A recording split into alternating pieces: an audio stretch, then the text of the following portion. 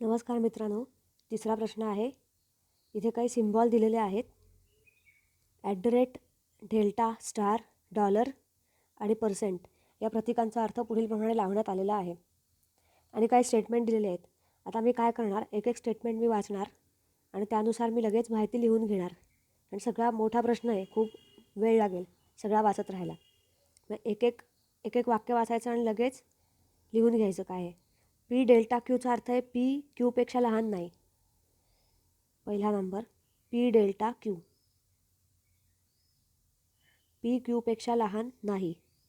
म्हणजे पी क्यूच्या बरोबरीचा असू शकतो किंवा पी क्यूपेक्षा मोठा असू शकतो, पण पी क्यूपेक्षा लहान नाही अजिबात. म्हणजे असे दोन अर्थ होतात, P is equal to Q और P is greater than Q. तर दुसरं स्टेटमेंट काय आहे, पी स्टार क्यूचा अर्थ आहे पी क्यूपेक्षा मोठा नाही. पी स्टार क्यूचा अर्थ आहे पी हा क्यूपेक्षा मोठा नाही. म्हणजे ह्याचे पण दोन अर्थ आहेत. पी क्यूच्या बरोबरीचा असू शकतो किंवा पी हा लेस दॅन क्यू, पी क्यूपेक्षा लहान असू शकतो. आता तिसरं आहे पी पर्सेंट क्यू. त्याचा अर्थ आहे पी क्यूपेक्षा मोठा नाही आणि क्यू एवढा नाही. मोठाही नाही आणि त्याच्या एवढाही नाही, म्हणजे लहान आहे हे नक्की. जे पी पर्सेंट क्यूचा अर्थ आहे पी पर्सेंट क्यू, त्याचा अर्थ काय येईल, P is less than Q. चौथं वाक्य वाचूया.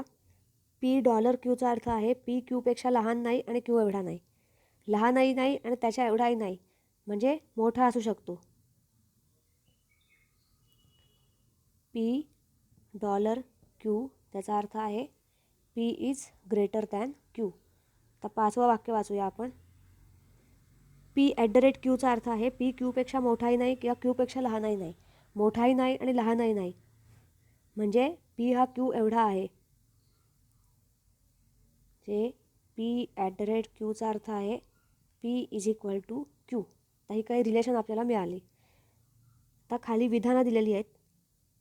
दिलेल्या विधानांना सत्य मानून त्यावरून काढलेले 3 निष्कर्ष 1, 2, 3 पैकी निश्चितपणे कोणते सत्य आहेत ते शोधून त्यानुसार उत्तरासाठी योग्य पर्याय निवडा. तर पहिलं विधान आपण वाचूया. B%N. B%N. B%N म्हणजे B is less than N. B is less than N हे आपलं पहिलं विधान मिळालं.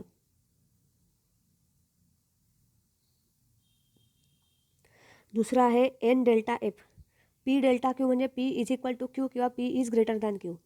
N डेल्टा F म्हणजे काय येईल, N is either is equal to F और N is greater than F. हे आपल्याला दुसरं विधान मिळालं. तिसरं आहे F star H. F star H म्हणजे F is equal to H और F is less than H. F is equal to H किंवा F is less than H. आता ही 3 विधानं आपल्याला मिळालेली आहेत आणि आपल्याला ओळखायचं आहे. खाली आता स्टेटमेंट दिलेली आहेत, त्यापैकी कोणती बरोबर आहेत हे आपण ओळखूया. तर पहिलं स्टेटमेंट त्यांनी काय दिलेलं आहे, $N. डॉलरचा अर्थ काय, H is greater than N. H is greater than N हे पहिलं ते म्हणतात. नंतर F%B. F% म्हणजे F is less than B. दुसरं त्याने दिलेलं आहे F is less than B. आणि तिसरं आहे B%H म्हणजे B is less than H. B is less than H असं ते म्हणतात आणि ओळखायचं आहे की यापैकी कोणती वाक्य बरोबर दिलेली आहेत. आता सगळ्यात पहिल्यांदा B is less than N आणि N is equal to F. समजा मी पहिली पॉसिबिलिटी मानली, N is equal to F, म्हणजेच इथे F येईल Bच्या ठिकाणी.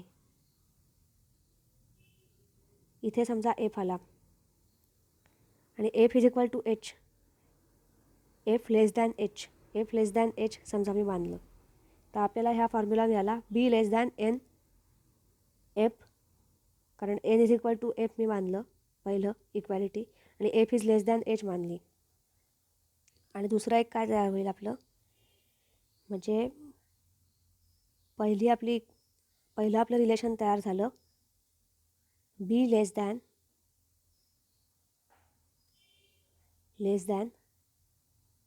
N less than H, N is equal to F. हे पहिलं रिलेशन तयार झालं. आणि दुसरी possibility B is less than N and N is greater than F. B is less than N, N is greater than F, F is less than H. आता दुसरी जर possibility आपण बघितलं तर त्याच्यावरून आपल्याला काही ओळखता येणार नाही, कारण हे B less than N, N is greater than F, but F is also less than H. म्हणजे आपण 100% ठरवू शकणार नाही की काय येईल उत्तर. त्यामुळे आपण हे रिलेशन व्हॅलिड मानूया आपण. आता बघूया काय आपल्याला वाक्य दिलेली आहेत त्याने. H is greater than N. पहिलं बघूया.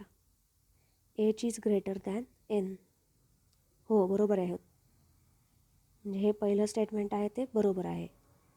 तर दुसरं स्टेटमेंट बघूया आपण. F is less than B. F is less than B नाही, F is greater than B. म्हणजे दुसरं स्टेटमेंट चुकीचं आहे. तिसरं बघूया. B less than H. B less than N less than H, म्हणजे B is less than H बरोबर आहे. ते तिसरं बरोबर आहे. म्हणजे आपलं उत्तर काय येईल? पहिलं स्टेटमेंट आणि तिसरं स्टेटमेंट आपलं बरोबर आहे, 1 आणि 3. म्हणजे पर्याय क्रमांक 2 हे आपलं उत्तर आहे. सगळ्यात पहिल्यांदा अशा प्रकारचे जे प्रश्न असतात बुद्धिमत्ता चाचणीच्या अंतर्गत ते येतात. तर त्यात असे काही सिम्बॉल दिलेले असतील तर सगळ्यात पहिल्यांदा आपण प्रयत्न करायचा की आपण त्याच्यातलं रिलेशन डेव्हलप करू शकतो का. त्याच्यानंतर आपण प्रश्नांकडे वळायचं. जर तुम्हाला काही कन्फ्युजन असेल तर हा व्हिडिओ तुम्ही पॉज करून परत बघा, परत एकदा माझ्याबरोबर सोडवा व्हिडिओबरोबर. म्हणजे तुमचंही कन्फ्युजन दूर होईल. Thanks for watching.